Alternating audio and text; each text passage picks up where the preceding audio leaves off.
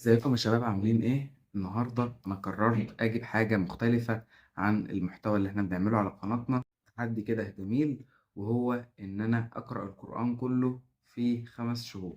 ان انا اقرأ القرآن كله في 5 شهور. هنحاول بإذن الله في التشالنج نقرأ معاكم القرآن كله في التحدي في 5 شهور.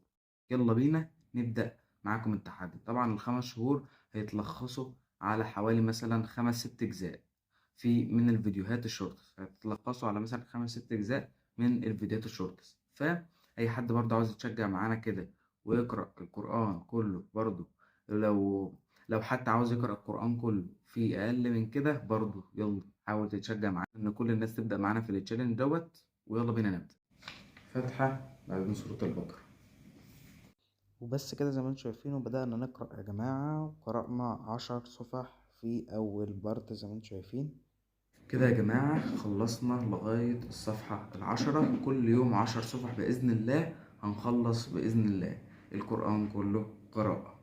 فيلا كله يتشجع معايا ويبدأ يقرأ القرآن.